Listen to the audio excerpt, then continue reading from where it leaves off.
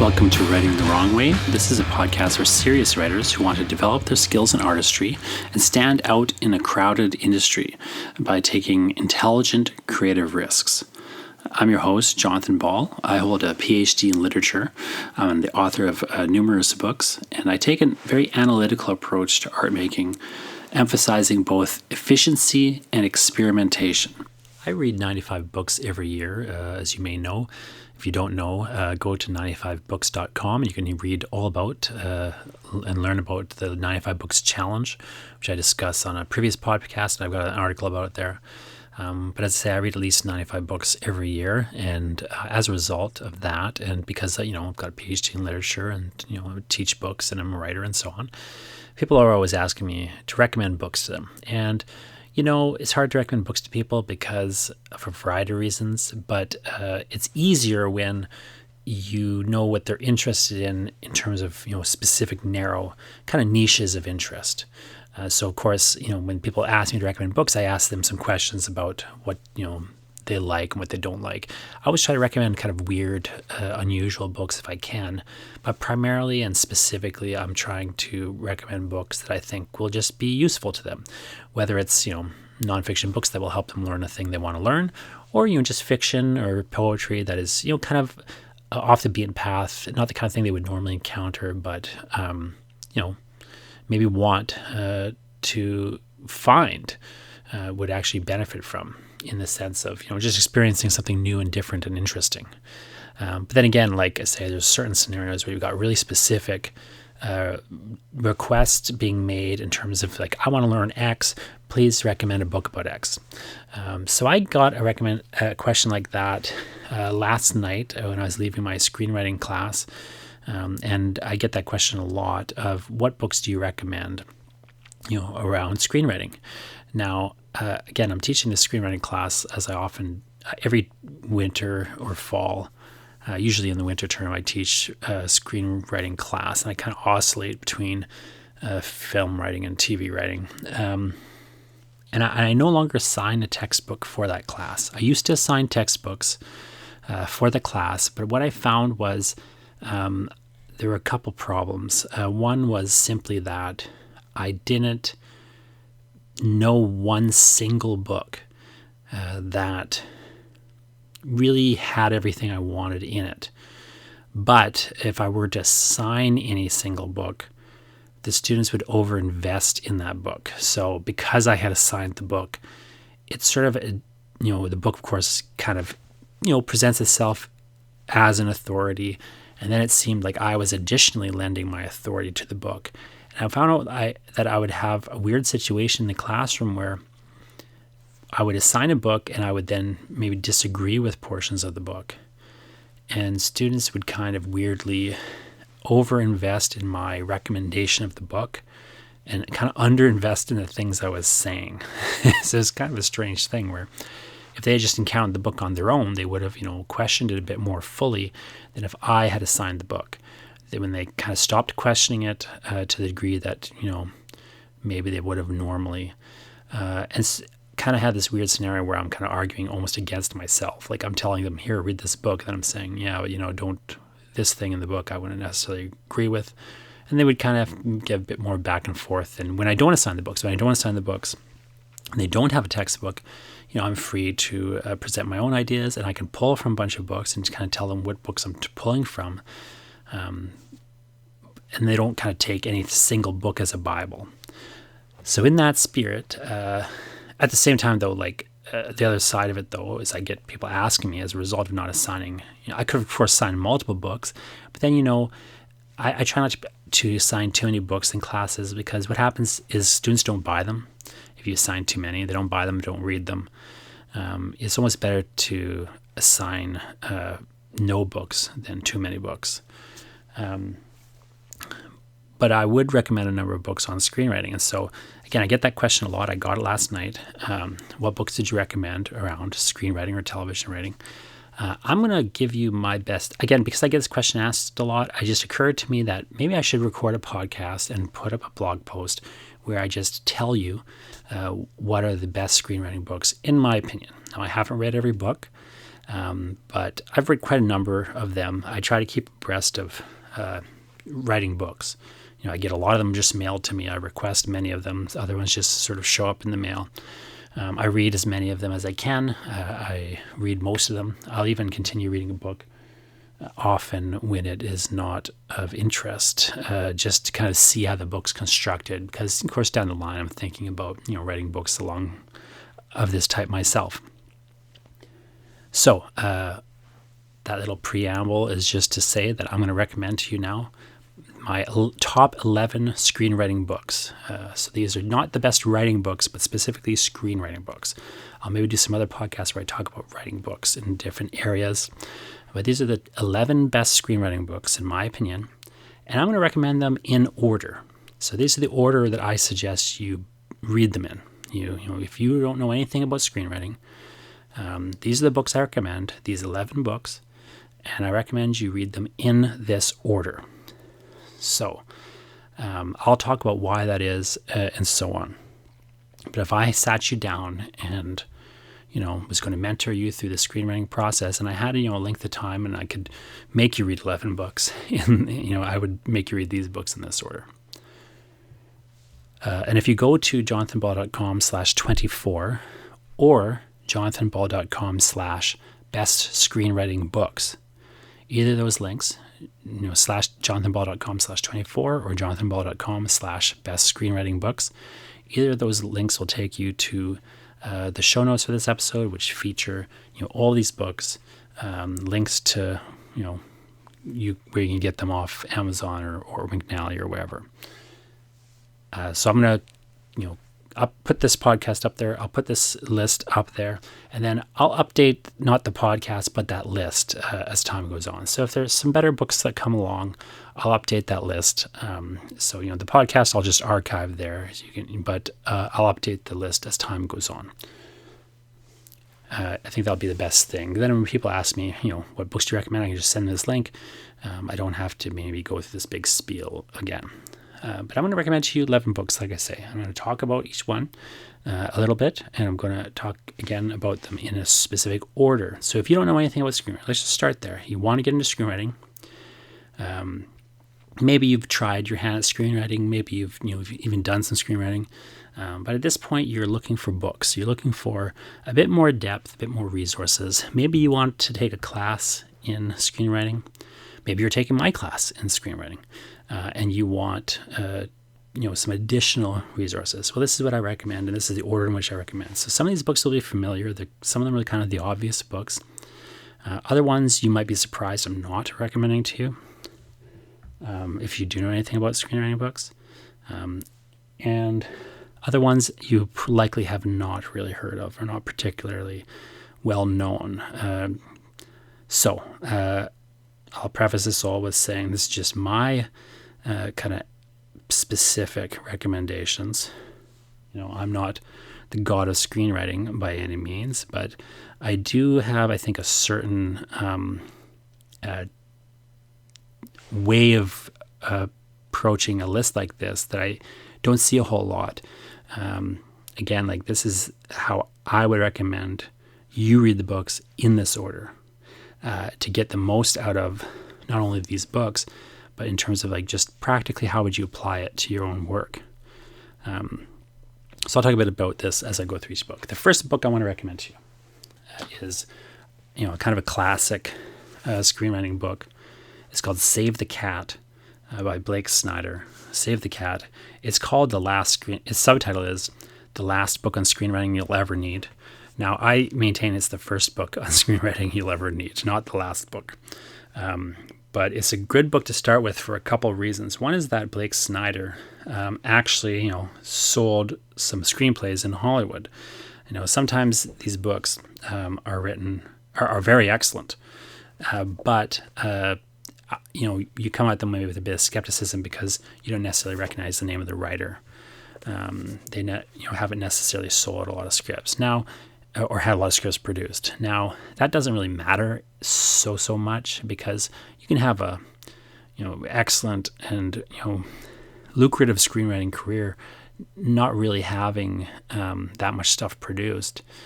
It's kind of a weird career in that way. But Save the Cat is a good book for a couple of reasons. One is Blake Snyder, I think, is a pretty indisputed authority in a certain respect. It's a classic, so it's a safe recommend. You can find the book easily.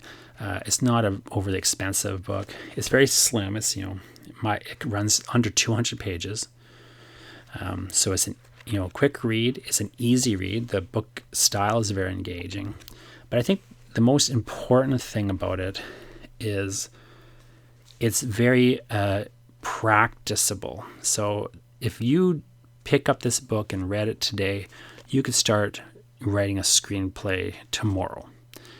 He lays out a formula, like a literal formula, down to like the page number of when he thinks, he's got these 15 elements of a screenplay, and he breaks apart just every single one of them, what he thinks each one is, and he explains each one, and he even suggests like roughly like where like what page number of a 110 page script you would put this item on. Now, you don't have to write screenplays that are exactly 110 pages. You don't have to use this formula by any means. I would actually not recommend exactly that you use this formula, but let me tell you another thing. It does work. This formula will work to give you a decent screen story in terms of its structure. If you actually do what he says, you can write a fine story. Will it be a great story? I would say no. Not likely, because this formula is pretty rigid, and I think it's in some ways too rigid. But if you're just kind of starting out with screenwriting, you really need some rigidity. You really need to figure out a strict formula. You could do a lot worse than starting with a formula. Don't end with a formula, like move past this book. Like I say, it's not, despite the subtitle, it's not the last book on screenwriting that you'll ever need. But I think it's the first book on screenwriting that you should use. I would recommend, again, if you just pick this book up, read it today, you could start writing a script tomorrow. You could use his formula. It will work more or less. It's got weaknesses, but it does have a lot of strengths. And I think for beginner writers, it really helps to just adopt formulas and adopt systems and just kind of start with some sort of usable, workable structure. If you want to write songs, you could do worse than just starting with the verse, of course, verse, bridge, chorus kind of thing, I don't know if that sounds songwriting. I haven't written a song for a while. But, start with the structure, start with his formula, get a bit of a hang for it, and then, like I say, move past it, move on. That's the first place I would start. It's a very quick, fun, readable, completely understandable book. The only sort of little caution of the book is at various points in the book, Snyder says, just email me and I'll answer your email. But he died, so he's not going to answer your email. I don't know why they haven't put out a new edition without that, but excellent book, great place to start. And again, a classic of the genre. A lot of people know that book. Now, the second book I'm going to recommend that you read after this one is a little less well known, but this is one of my favorite screenwriting books. It's called The Way of the Screenwriter, and it's by an author called Amnon Bookbinder. I believe I'm pronouncing that correctly, Amnon Bookbinder. And Bookbinder is sort of a Canadian independent writer and filmmaker. And The Way of the Screenwriter is, an underappreciated book. It is really quite excellent. I read this book quite a number of years ago, and I was very impressed with a number of things that he does in this book. One of the things that I think is really useful for a beginning writer, and a useful book to read after reading Save the Cat, is Bookbinder suggests a plot structure that is very different in some respects from Snyder's. You'll see certain similarities when you look at the two books, but Bookbinder's scenario, he has a structure he calls the alchemical ladder. And so it's 8-part structure basically, rather than Snyder's 15-part structure. And Bookbinder's explanation of the structure is much more flexible.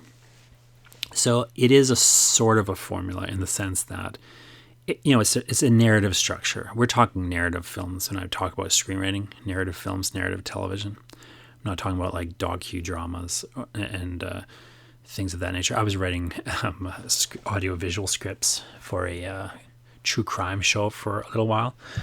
An audio-visual script is completely unrecognizable compared to a screenplay. So I'm not talking about that. I'm talking about I'm also not talking about like experimental, surrealist, experimental film or something like that. I mean, you could do surrealist film in this way, but I'm not talking about experimental film. I'm not talking about documentaries of a certain type. I'm talking narrative films. If you're interested in narrative film, narrative television, I mean, where you're going to use story structure. There's a lot of narratological theories, a lot of ideas about story structure. I don't want to get too far into them right here, right now. But I do, I'll talk about that in another podcast, perhaps, but, you'll see some common elements across these books. And what I like about Bookbinder, he doesn't go as far as I would, but he does go pretty far in terms of stripping, what a story is down to its, core elements. Again, I would go a little further than Bookbinder does. I would kind of work with a looser structure than he has. He has a bit more of a rigid structure than I would suggest, but it's much looser, much more flexible, much more adaptable than the way that Snyder is going to present a screen story. So, and also I think Bookbinder's book is really useful in that it has some really good and clear examples. He walks through a few really excellent film examples. He uses some more experimental sort of work to discuss. He uses some, very kind of high concept, comedy-esque sci-fi examples. He's got some really good basic approach. He talks about Galaxy Quest quite a bit. He talks about Memento. He's talking about some movies that are pretty,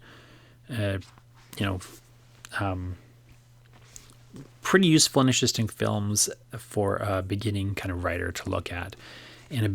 But it's not a super safe list. He's got it's a very good book, and he's got a very good approach. And he covers a lot of material. Again, I think his alchemical ladder structure is really useful in terms of a more flexible way of thinking about screen story than some of the other books are going to give you. So that's my second recommend. The second book I think you should read on screenwriting, Amnon Bookbinder's The Way of the Screenwriter. A third book I would suggest is a book by a guy named David Trottier, and it's called The Screenwriter's Bible, and his subtitle is A Complete Guide to Writing, Formatting, and Selling Your Script. So it's in the 6th edition. In 2014, he published edition 6 of this book. This was actually the first screenwriting book I ever owned. I bought the first edition, but I don't remember how long ago it was. When I was a kid, basically. 94 is when he put the first edition. So around that time, I bought the first edition of this book.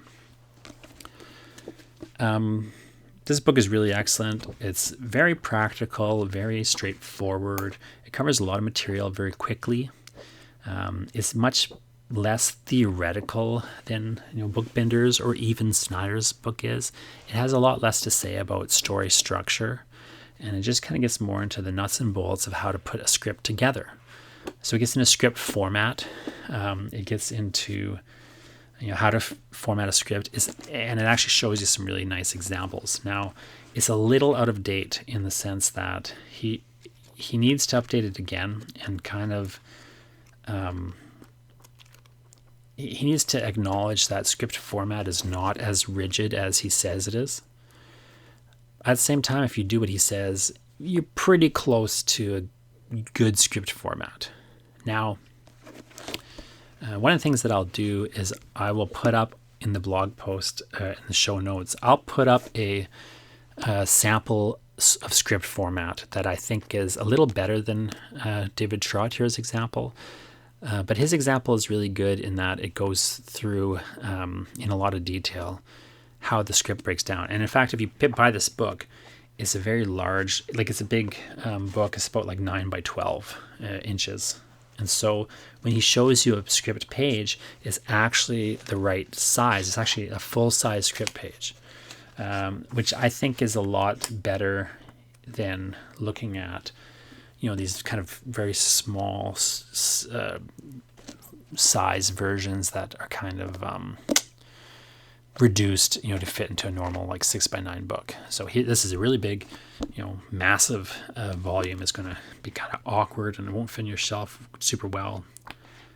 He's pretty prescriptive. I don't think he is always right, but he's never wrong. Let's put it that way. Nothing he says is wrong. It's just not quite as right as what he says. A lot of these books are like that. They have a lot of really prescriptive things to say. They say, do it this way, do it that way. And what they don't say is you can do it different ways. But they're not wrong. Like, their ways are correct. Like, you can do everything that Trottier says. You can do everything Blake Snyder says. It will work. It is correct. The trap is treat the Screenwriter's Bible as your Bible, as a Screenwriter's Bible, and you don't kind of go beyond it, and you just stick with it. That said, there are way worse places to start. Now, the only reason I don't suggest this as the first book is I think it helps to get a little bit more theory under your belt before you move in to the practical stuff. The Snyder book is nice because it kind of is giving you very practical lessons, but at the same time, it's delivering you some theoretical ideas. The Bookbinder book is giving you some practical lessons, but it's a bit much heavier on the theoretical angle and on analysis of existing scripts and films. This Trottier book, The Screenwriter's Bible, is not so interested in academic analysis. It's not so interested in like the theory behind what's to do as a screenwriter. It's very practical. Again, you could start with this book. I started with this book, but I would maybe suggest it as your third book. Don't worry so much about the format, how your script's supposed to look, and how it might actually, be structured as a document before you kind of get some of your basic ideas about story down. Now, after you've done those 3 books, let's say you've read those 3 books. You've read, Save the Cat. You've read The Way of the Screenwriter. You've read Screenwriter's Bible. At that point, I would say just write a script. If you haven't already, just write a script. Don't keep reading books. Write a script and then come back to looking at screenwriting books. Okay? So if this is the start of your screenwriting journey, if you don't know anything, go read those 3 books. Write a script as you're reading them. Write a script after you've read them. But don't get stuck in the trap of just doing research. Don't think you have to read every book on screenwriting before you write a script. Read those 3, then write a script. Okay? Now, if you've already written a script, or if you've already read those books or whatever, after you write a script, pause this, write a script, write a 100-page script and come back. Then, pick up these other books and just get a bit more into it in terms of, getting ready to write your next script or even just edit your first script. Now, the 4th book I recommend, we're back to Blake Snyder. And Snyder has a sequel, more or less, that he calls Save the Cat Strikes Back. And Save the Cat Strikes Back is a great book to read. Again, it's under 200 pages. It's very stripped down, very engaging, very simply, and very, very simple, very practical. What's nice about Save the Cat Strikes Back is that it just kind of runs through basic problems you see in scripts. He talks about other things, but I think the reason to read this book is if you pick this book up and you read it, after you've written a script, you read this book, you'll recognize like the biggest problems like he'll go right through all the problems with your script. He'll say, this is one of the things people usually do in the script. There's another thing that people usually do in the script.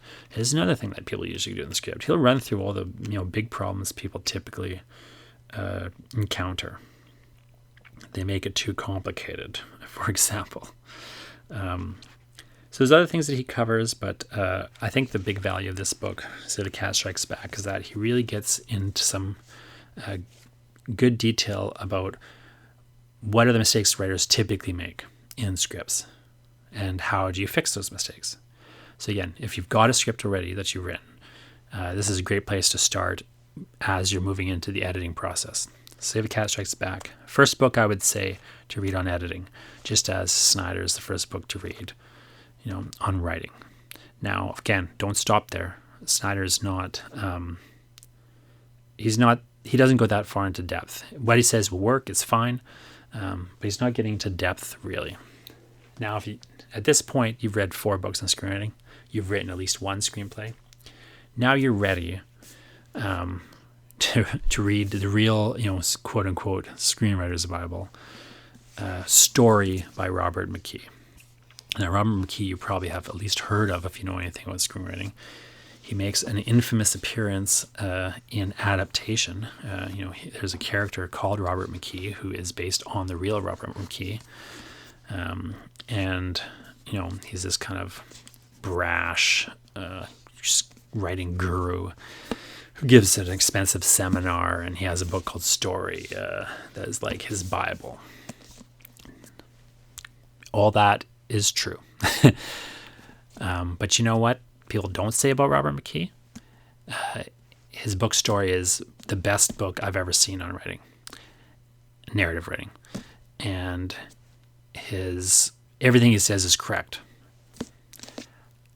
Again, though, I would say he's not wrong about everything, but he's not right about everything. Maybe it's a better way to put it. He's not wrong about anything, but he's not right about everything. He admits very quickly in this book, look, what I have to say is not extremely applicable to experimental stories. Mainly, he's interested in mainstream, kind of storytelling. So, great place to start, like I say. Again, my bias, as you may know by now, if you've been listening to this podcast for any length of time, or reading my work for any length of time, or even if you picked up and flipped through without reading one of my books, you'll know immediately that my bias is not McKee's. I'm not interested in the same way as he is in mainstream storytelling. I'm just not. I'm interested in more experimental methods, more experimental storytelling. But I learned all this stuff first. You start here. You start with getting a handle on how stories generally work. And then you move past that, in my opinion. So McKee kind of basically dismisses experimental structures more or less very quickly. Although he makes, some points later on about the value of, experimental approaches and doing something a bit more interesting and original. Again, I wouldn't treat this book like a Bible, although he would like you to treat it as a Bible. You can only buy it in a hardcover. It doesn't exist in like a paperback version. It's very much meant to present itself as a big authority. But it's a great book, This is the theory that you need. All of narratological theory that is actually practically applicable to screenwriting, he's crushed down into one book. So it's a big old book. It's kind of confusing at times. Great book. I read it again and again. Again, I don't stop there. I don't think he's right about everything, but he's not wrong about anything. Let's put it that way. Much better book than many people would have you believe. And the next book I would suggest you read after you read McKee's Story is McKee's other book on writing, which is all about dialogue. In fact, it's just titled Dialogue. I really appreciate a guy like McKee, because I'm an academic on various levels, right? Like I've got a PhD in creative writing, but my PhD is, it's very much focused in theory. I did field exams in literary theory, and I did my major exams in Canadian literature. I didn't like sit down and read a bunch of creative writing textbooks. I did a creative writing dissertation, but all my reading, all my field exams were were just academic. So if I just had and I did end up actually not as my dissertation, but after my PhD, I did write an academic monograph. I published a peer review academic study with the University of Toronto Press. I'm effectively an academic who is more fully a creative writer. Let's put it that way. So I appreciate a guy like McKee who is taking a very academic style and tone, and he's really pulling a lot of research together, and he spends like 50 pages almost just defining what dialogue is. And like the three functions of dialogue is the name of the one in the early chapters. It ends on page 44. So by the time you hit page 45, all you've learned is what dialogue is in his definition, and it's three functions, which of course in McKee says it only has three functions. I think you'd argue with a lot of, but again, like you could argue with some of this, but it's pretty exhaustive. Like if you want to know about dialogue, well, here's everything there's to know about dialogue, more or less. Really clever book, very exhaustive, very smart. Again, it's very academic. There's a real practical value in understanding these things and applying these concepts, but I don't think he necessarily explains clearly like how to apply these concepts. His books, again, they are very practical in the sense that you can like take that information and use it, but he doesn't necessarily show you how to do that. But I would say that McKee's books are essential reading, both story and dialogue, essential reading if you are going to move past your first draft. Like if you write one draft of a screenplay and you decide to give up writing screenplays, fine, don't bother with this stuff. But if you're going to keep going forward and writing screenplays, you're going to edit your screenplay and write a new one, that's when you really need to think, okay, I'm going to take this seriously. I better get serious and learn some of this stuff. So the next book I'm going to recommend is also very academic in tone in that sense. So at this point, again, we've got a lot of practical books under our belt.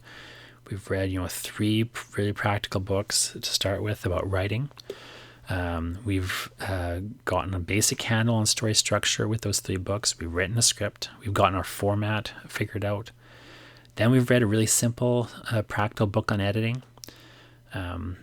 Now we are moving into academic mode. We're going kind of backwards a little bit in the sense of getting real grip on what story is and how it works. We've gone through McKee's story. We've gotten a real focus on dialogue. Dialogue is especially important in screenwriting because, of course, screenwriting is a unique style of writing for an author, for a literary writer, because it's not literature. A screenplay is not literature. It is not a literary document. Readers, an audience doesn't read a screenplay, basically, is what it boils down to. When you write a screenplay, you're writing a blueprint for other people to take and turn into an artwork. You're not producing an artwork. Screenplays are not artworks. They have artistic qualities, but they're not artworks. The words that you write do not get delivered to an audience. The exception being the dialogue itself. So, that dialogue might change in production, but the only thing you write in the screenplay that actually has a hope of, translating itself through the process to the audience is the dialogue.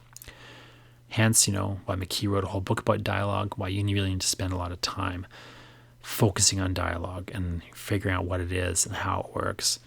And a lot of your editing is going to be editing the dialogue.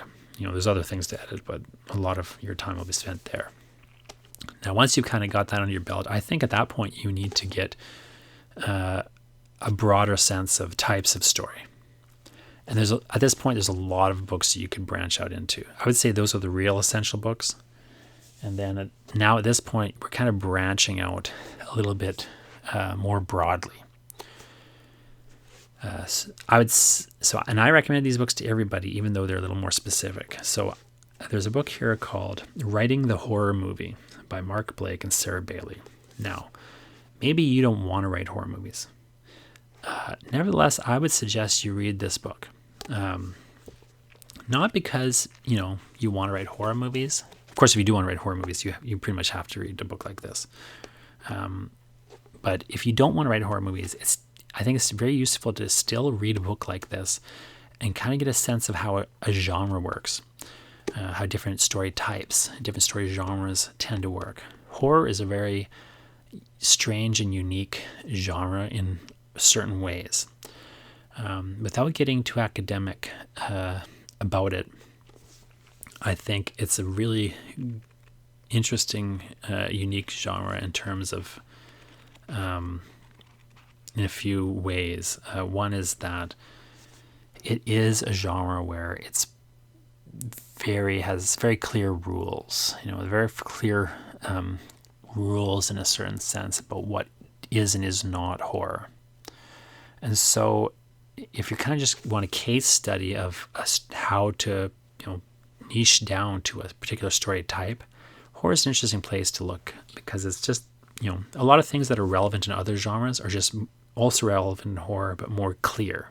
It's more easy to see them happening in horror.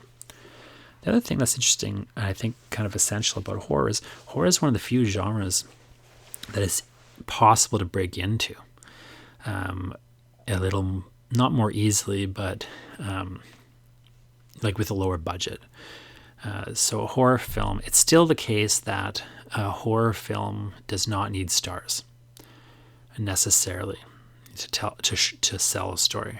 I mean, obviously it helps, and it's getting to be maybe that a horror film might need stars, but I think it still is a genre where an audience doesn't require a star.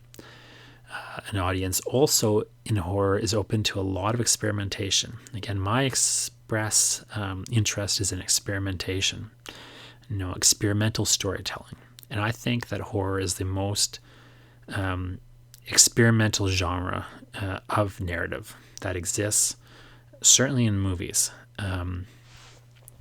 And it offers a lot of possibilities. The audience is willing to tolerate a lot if it stays in the genre. If they don't need a star, they don't need even a normal story. They're open to all sorts of weird, surrealistic, experimental approaches and forms, and they don't need a 3-act structure. They don't need anything other than just some core. They need a monster. You can really play around a lot. So I think horror is a great genre to learn about, and of course also write in. But if you don't want to write horror, you should still, I think, learn a lot from these books. The thing that's now, writing the horror movie is a very academic-minded book, so it's going to kind of just go through a lot of the theory and academics. It's not so useful in terms of practically here's how you write a story. It's much more of like a study of the horror film and some of the things a writer should know.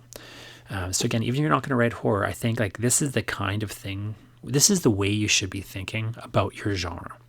If you're writing horror, you should be thinking, here's the background on horror film. Here's, kind of a breakdown of how horror films work, more or less, structurally speaking, and theoretically speaking, in terms of a lot of the ideas and ways that the genre historically has developed. If you're not interested in horror, you should be thinking like this in your genre.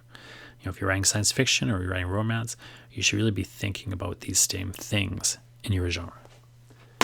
Now, if you want to move more practically, though, there's a book called Horror Screenwriting by Devin Watson, and I recommend this book a lot. Even if you don't want to write horror films, I think you should read Horror Screenwriting. In some ways, it's a very basic beginner book. It really does kind of go right back to the kind of stuff Blake Snyder is talking about. It's, again, a very basic book after you've read these other ones that I've recommended. You may think it's a step backwards in that way. What I think is really valuable about this book is that as Devin Watson is explaining, here's how you write dialogue, here's how you write, describe a setting, as he's explaining all that stuff, he actually writes a screenplay. So he kind of, rolls through the first around 15 pages of a script. He actually like develops, a whole bunch, like a bunch of script. He develops and he comes up with an original idea. He develops it into the first, 15 or so pages of the script. So it's a nice case study of like how a writer actually might take these theoretical ideas and apply them. So again, if you just read, writing the horror movie, you got all these theoretical ideas about the genre. Now, you're reading horror screenwriting, you're seeing how they get applied, practically speaking. Even if you don't want to write horror, again, I think like that's the kind of thing you should be doing. Taking these theoretical, getting this grounding in your genre, getting this grounding in the kinds of stories you want to write, and then, looking at how do you practically break that down and apply it. So I think it's a great case study. It's a great example of how to take that kind of very high concept material and just kind of break down to a practical level. Now, I wish this book was had a bit more depth and was a bit more complicated. I wish he went further with the case study, but I think it's a really excellent. I've never seen a book that quite does it like that, and I think it's a great approach. Now, so far we've only really been talking about feature film writing, screenwriting, and also we've been talking about just general narrative structure, story structure.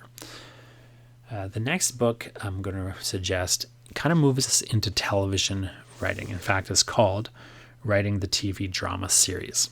It's by Pamela Douglas. Now, I've got this book in 3rd edition. I understand there's a 4th edition about to come out. Now, I haven't seen the 4th edition yet. I've requested it and it hasn't arrived yet. But Pamela Douglas, Writing the TV Drama Series, really great book. The best book I've ever seen on TV writing. It has again, I think it could use an update in certain ways. And like I say, she has produced an update. The 4th edition I haven't seen yet, but it is out or coming out. So I recommend the new edition, the 4th edition. Even though I haven't seen it, it's just going to be a better version of this book. So I really think you should check that book out, Writing the TV Drama Series. Again, obviously, it's a lot of the same material you'll see repeated again and again from what we've seen before. But she's kind of applying it a bit more specifically to TV writing. She's getting in some of the specific things that make television different from movies. The main one being that television is a franchise. The television show is a franchise like McDonald's.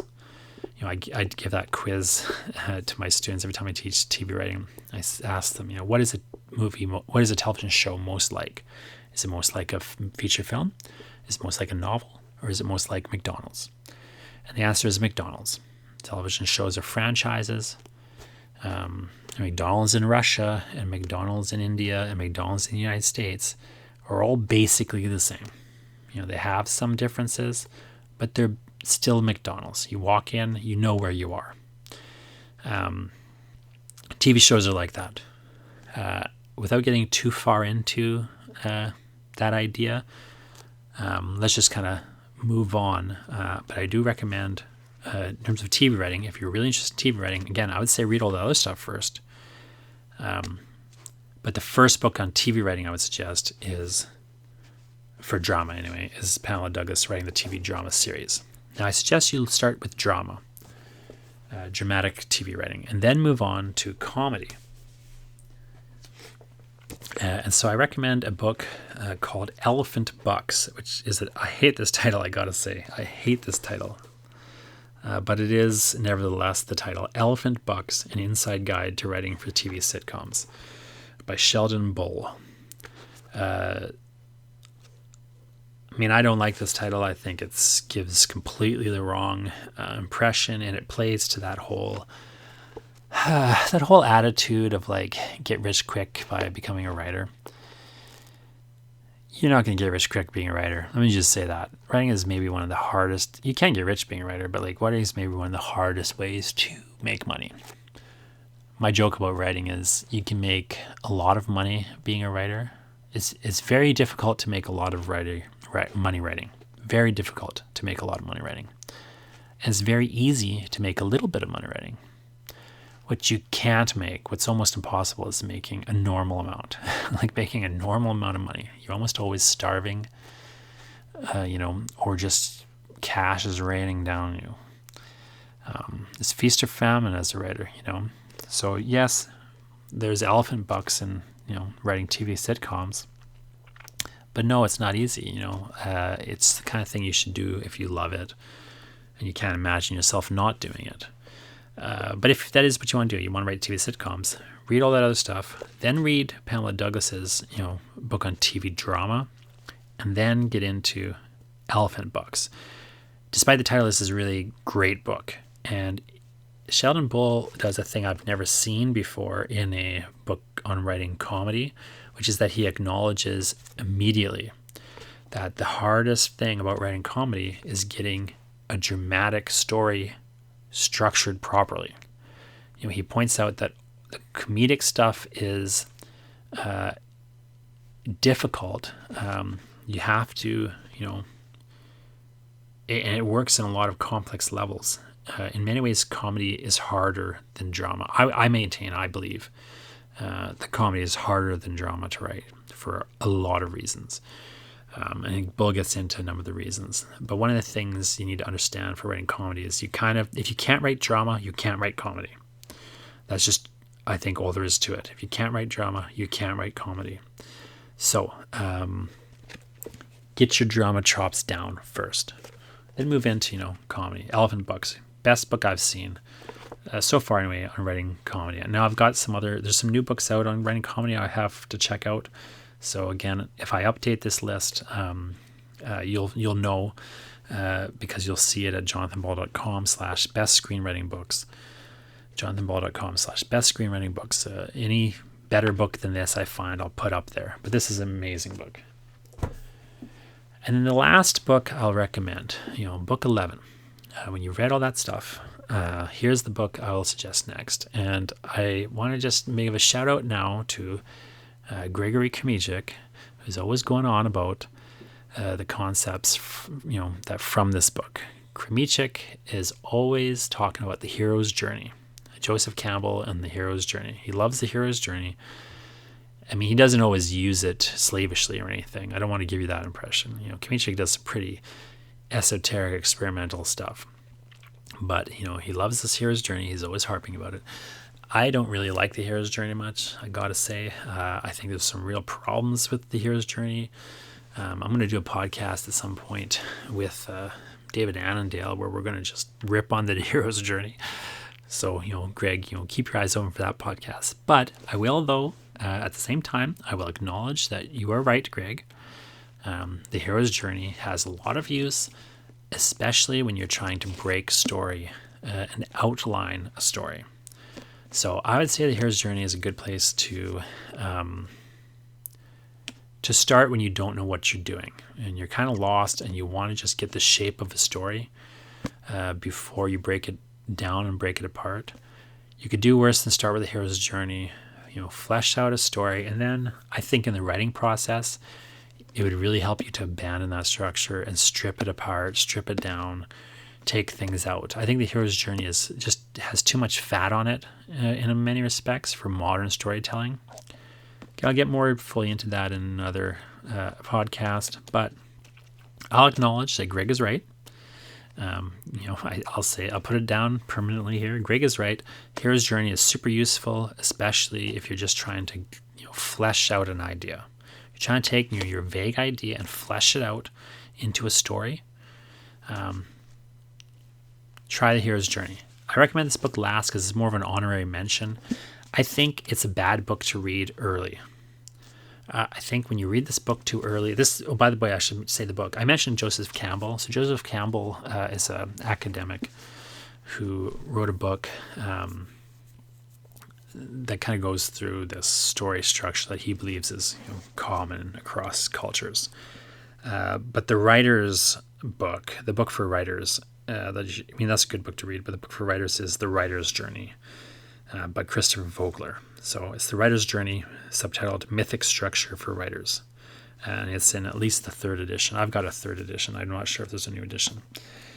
But Christopher Vogler, took this hero's journey idea from Joseph Campbell. He basically just represented it for writers, and this has been extremely influential in Hollywood storytelling. I think, again, I would say detrimentally so in some respects, but my complaints aside, this book, can really help you. The Writer's Journey by Christopher Vogler. I'm recommending it last, not least, but last, because I don't think you should read it early. I think, if you read this book too early, you just kind of take it as gospel.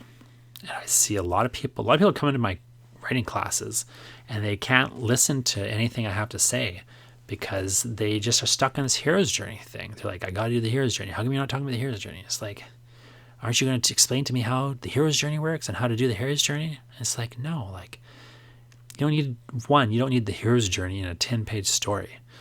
And two, it's just, enough with the hero's journey as the default for all storytelling. But you know what? It does work to get your head wrapped around an idea.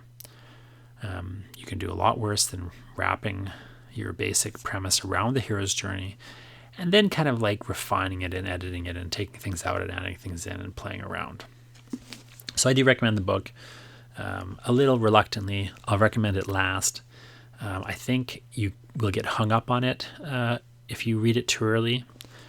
But definitely, something you should read. You should make your own informed decision about whether or not this hero's journey is going to work for you. You should try it out. You should take it and leave it, depending on what your story is and how it's going to work. I think that's the big lesson I want to underline after all of this recommending.